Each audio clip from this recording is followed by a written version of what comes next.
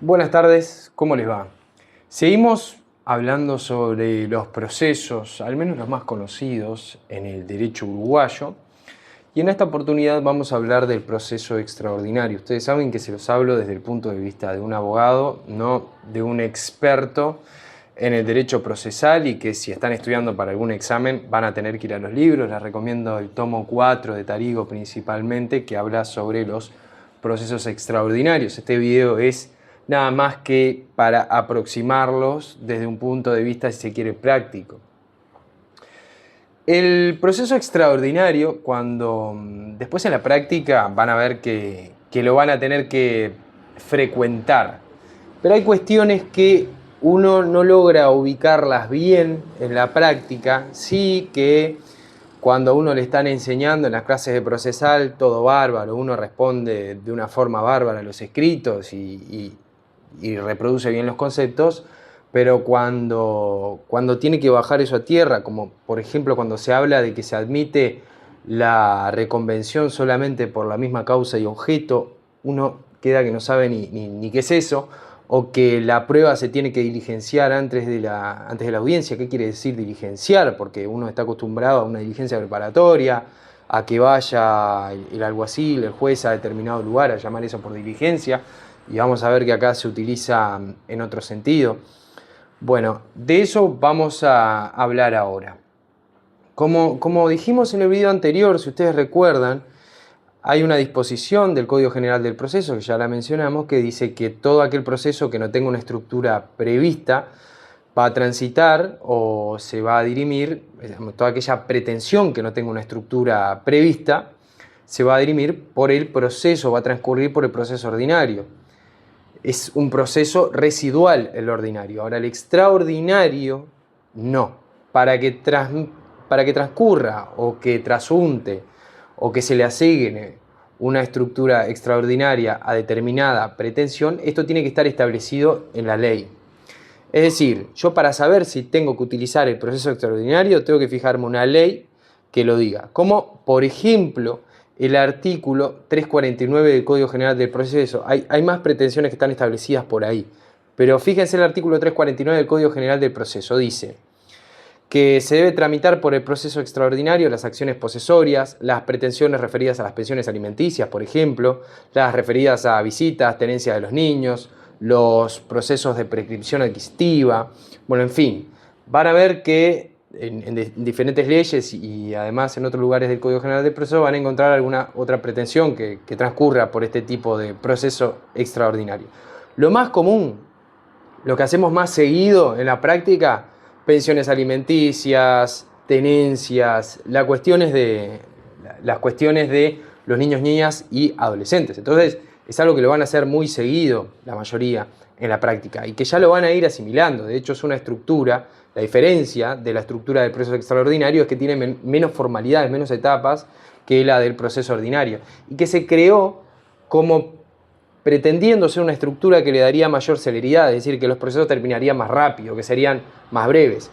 Pero en los hechos, debido a cuestiones que pueden suceder con una prueba que aún no llegó, o algo que aún falta, o varias cuestiones que pueden surgir, de hecho se puede seguir prorrogando esta audiencia única y puede demorar algunas cuestiones que van con las prácticas en los juzgados, pero de hecho puede ser un proceso que demore mucho. Entonces en los hechos no se ve tanto esa aceleración de que un proceso extraordinario sea para que haya servido para hacer algo sumamente expeditivo. No es así. Pero de todas formas van a ver que tiene menos cuestiones, menos etapas que el proceso ordinario. Por ejemplo, este tipo de proceso está eximido de la conciliación previa, según el numeral 1 del artículo 294 del Código General del Proceso. Además, una aclaración previa. Van a haber autores que les van a decir que existe el proceso ordinario, el extraordinario y el monitorio. Y hay otros que les van a decir que existen los procesos ordinarios y los procesos extraordinarios. Y dentro de los procesos extraordinarios van a incluir al extraordinario del que estamos hablando ahora y al monitorio. Nosotros vamos a utilizar la terminología o la clasificación de proceso ordinario, extraordinario y monitorio. El monitorio es un proceso que no lo vamos a llamar extraordinario, lo vamos a ver más adelante, pero no lo estamos tocando ahora. Ahora estamos hablando del proceso extraordinario, que es más parecido al ordinario que al monitorio. Es como un ordinario, pero con menores etapas. Así vamos a ver, por ejemplo, que esta regulación, la regulación del proceso extraordinario, la vamos a tener del 346 al 349 o 350 del CGP, dependiendo si queremos incluir o no el artículo 350, pero supongamos que va del 346 al 350. A diferencia del proceso ordinario, como dijimos recién, vamos a tener estas particularidades que les voy a decir, o algunas de las particularidades de las cuales voy a decir. Vieron que en el proceso ordinario dijimos que teníamos la audiencia preliminar y la audiencia complementaria. Bueno, acá va a ser una audiencia única. Se va a condensar esto. Va a existir solo una audiencia. Ojo, que exista solo una audiencia no quiere decir que esa audiencia se pueda prorrogar y que se den varias oportunidades, que se vaya varias oportunidades al juzgado por esa misma audiencia. Pero no vamos a tener una audiencia preliminar con un contenido establecido como en el proceso ordinario y una audiencia complementaria como en el proceso ordinario, sino que todo va a ser una única audiencia.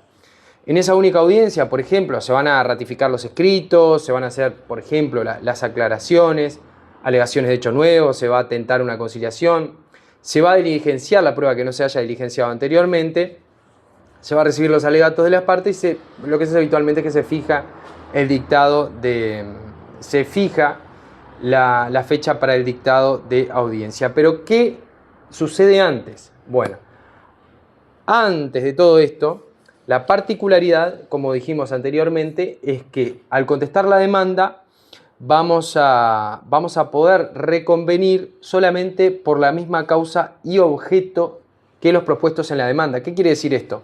La reconvención viene a ser una contrademanda, es decir, me están demandando por H y yo digo, no, yo también te demando por B, digamos.